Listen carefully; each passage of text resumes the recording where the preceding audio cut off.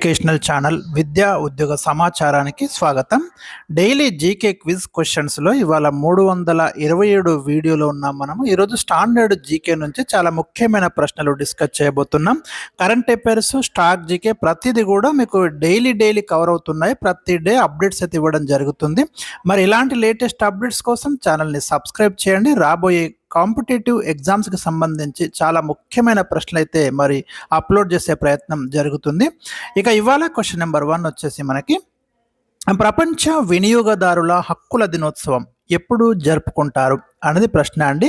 Consumers rights day అనేది, world consumers rights day అనేది ఏ రోజు జరుపుకుంటాం? డైరెక్ట్ ఆన్సర్ ఇచ్చాను. మార్చి 15న మనం ప్రతి సంవత్సరం ప్రపంచ వినియోగదారుల హక్కుల దినోత్సవంగా జరుపుకుంటున్నాం. ఎందుకంటే మనకి వరల్డ్ కన్జ్యూమర్స్ రైట్స్ డే 1962 మార్చి 15న ఆనాటి అమెరికా అధ్యక్షుడు జాన్ ఎఫ్ కెనడీ వినియోగదారుల హక్కులపై ఒక కీలకమైనటువంటి ప్రసంగం ఇవ్వడం జరిగింది. సో ఈ డేటుకు ఉన్నటువంటి ప్రాధాన్యత అదండి. అందుకే ప్రతి సంవత్సరం ఈ మార్చి 15 మనం ప్రపంచ వినియోగదారుల హక్కుల దినోత్సవంగా జరుపుకుంటున్నాం. అది మీరు గుర్తుంచుకోండి. ఇక 1983లో మొట్టమొదటిసారి ప్రపంచ హక్కుల దినోత్సవాన్ని నిర్వహించడం జరిగింది. వినియోగదారుల హక్కుల దినోత్సవం. ప్రాంతీయ వినియోగదారుల హక్కుల దినోత్సవం వచ్చేసి డిసెంబర్ 24. ఇది కూడా గుర్తుంచుకోండి. క్వశ్చన్ నెంబర్ 2, భారత హాకీ జట్టు ప్రపంచ కప్ను ఎప్పుడు గెలుచుకుంది? ఇండియన్ హాకీ జట్టు ప్రపంచ కప్ను హాకీలో ఒక్కసారి గెలుచుకుందండి. 1975 సంవత్సరంలో గెలుచుకుంది.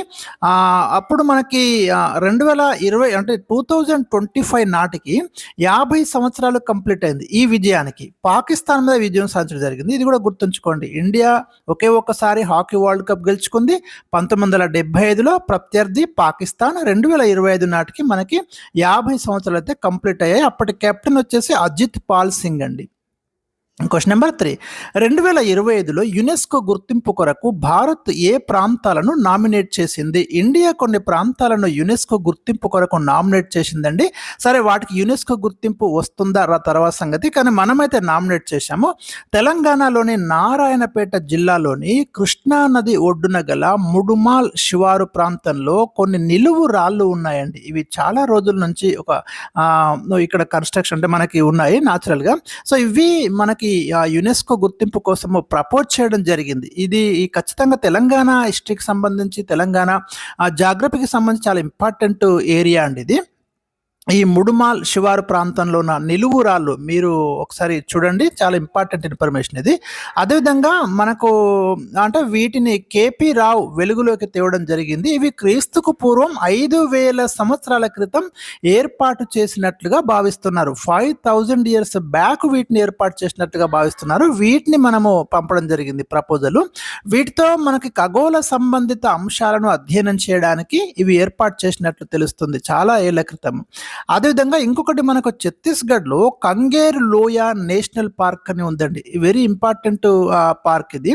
సో దీన్ని కూడా మనము యునెస్కో గుర్తింపు కొరకు ప్రపోజ్ చేసినాము. అశోకుని రాతి శాసనాలు ప్రపోజ్ చేసినాము. ఒడిస్సా, మధ్యప్రదేశ్లోని చౌసట్ యోగినుల వృత్తాకార ఆలయాలు ఉన్నాయి. సో వీటిని కూడా మనం యునెస్కో గుర్తింపు కోసం ప్రపోజ్ చేసినాం. ఇవి మనకు ప్రపోజ్ చేయబడ్డట్టు, ఎందుకంటే వీటికి ఉన్న హిస్టారికల్ దృష్ట్యా మీరు గుర్తుంచుకోండి. క్వశ్చన్ నెంబర్ 4, అంగారక గ్రహం ఎరుపు రంగులో ఉండటానికి ఏది కారణంగా శాస్త్రవేత్తలు ఇటీవల గుర్తించారు?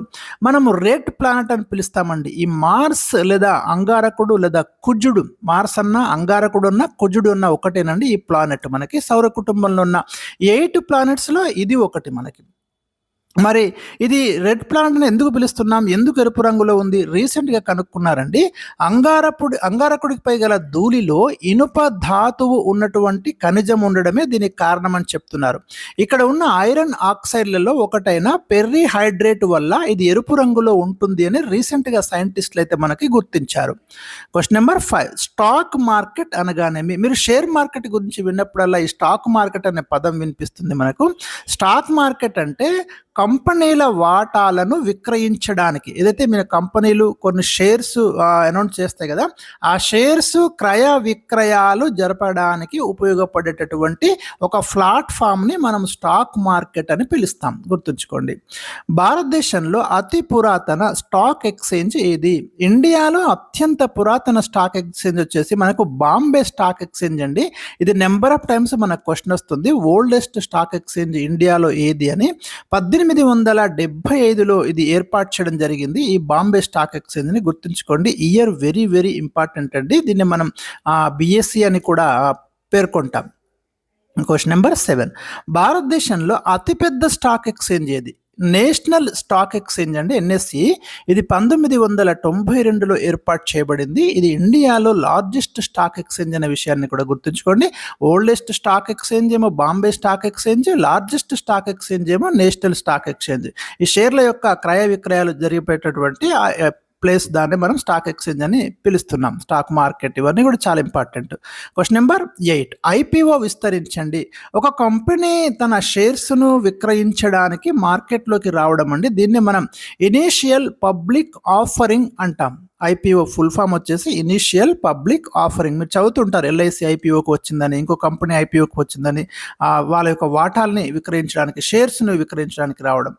క్వశ్చన్ నెంబర్ 9, మహారాష్ట్రలోని ఔరంగాబాద్ పేరును ఎలా మార్చారు? రీసెంట్గా మార్చారండి. ఔరంగాబాద్ పేరును ఛత్రపతి సంభాజీ నగర్గా మార్చడం జరిగింది. ఇలా ఏదైనా ఒక సిటీ కానివ్వండి, ఒక స్టేట్, ఏదైనా క్యాపిటల్, వాటి యొక్క నేమ్స్ కనుక చేంజ్ చేస్తే లేటెస్ట్గా తప్పకుండా మీరు గుర్తుంచుకోండి, అడిగే అవకాశాలు ఉంటాయి. ఇక లాస్ట్ క్వశ్చన్ ఇవాళ, జోగిని సాంప్రదాయం అనగానేమి? తెలంగాణ కల్చర్, తెలంగాణ సంస్కృతి చదువుతున్నప్పుడు ఇది చాలా ముఖ్యమైన ప్రశ్న అండి. ఈ జోగిని సాంప్రదాయం ఒకప్పుడు ఉండేది. మనకు అవివాహిత యువతులను, బాలికలను స్త్రీ దేవతలకు ఇచ్చి పెళ్లి చేస్తే వారిని జోగిని అని పేర్కొనే వాళ్ళండి. ఈ ఆచారం మన తెలంగాణలో కనిపించేది. ఆడపిల్లలను దేవుడి పేరుతో వదిలేసే ఒక సాంప్రదాయం జోగిని సాంప్రదాయం. ఈ వ్యవస్థ కర్ణాటక ప్రాంతంలోని బసవిరాండ్ర వ్యవస్థ నుంచి మనకి ఉమ్మడి ఆంధ్రప్రదేశ్లోకి రావడం అనేది జరిగింది. ఇక బసవి అంటేనేమో అవివాహిత యువతులు లేదా బాలికలను పురుష దేవుడికిచ్చి పెళ్లి చేస్తే వారిని బసవి అని పిలిచేవారు. స్త్రీ దేవతకిచ్చి పెళ్లి చేస్తే గనక మనకి వారిని జోగిని అని పిలిచేవారు. ఇది గుర్తుంచుకోండి. జోగిని సాంప్రదాయము ఖచ్చితంగా మనకు ప్రశ్న అడుగుతున్నాడు తెలంగాణ కల్చర్లో. సో ఇది ఇవాళ నేను మీతో డిస్కస్ చేసినటువంటి చాలా ముఖ్యమైన ఈ స్టాక్ జీకే క్వశ్చన్స్ అండి.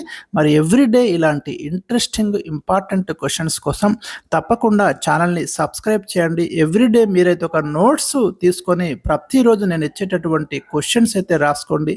ఇప్పటి వరకు దాదాపుగా మీకు ఒక 3200కు పైగా ప్రశ్నలు, అందులో కరెంట్ అఫైర్స్ ఉన్నాయి, స్టాక్ జీకే క్వశ్చన్స్ ఉన్నాయి, జనరల్ అవేర్నెస్ క్వశ్చన్స్ ఉన్నాయి. నోటిఫికేషన్స్ ఎప్పుడన్నా రానివ్వండి, మీరు కంటిన్యూస్ ప్రిపరేషన్ కనుక చేస్తే తప్పకుండా మంచి రిజల్ట్ ఉంటుంది. డే టు డే అప్డేట్స్ ఏది కూడా నాకు దొరికినా తప్పకుండా ఈ ఛానల్లో అప్లోడ్ చేస్తున్నాను. కరెంట్ అఫైర్స్ అయితే దాదాపుగా ఏది కూడా ఇంపార్టెంట్, ఏవి కూడా మిస్ కాకుండా మీకు ప్రతిరోజు అప్డేట్ చేయడం అనేది జరుగుతుందండి. ఇది దాదాపు ఒక 1 year నుంచి ఇప్పటికీ నేను ఇస్తున్నాను. ఇంకా వీలైతే ఫ్యూచర్లో కూడా ఈ సిరీస్ అనేది కంటిన్యూ చేయడం జరుగుతుంది. మీరైతే దీన్ని తప్పకుండా ఉపయోగించుకొని కొంతమంది అయినా ఉద్యోగాలు సంపాదించిన కామెంట్ సెక్షన్లో రాయండి. మీ క్వశ్చన్స్ వల్ల, మీ వీడియోస్ వల్ల నేను ఫలానా ఉద్యోగం సంపాదించుకున్నానంటే అంతకంటే తృప్తి ఇంకా ఏముంటుంది. కాబట్టి తప్పకుండా ఛానల్ని ఆదరించండి, మరి రికమెండ్ చేయండి, వీడియో తప్పకుండా లైక్ చేయండి. Thank you for watching.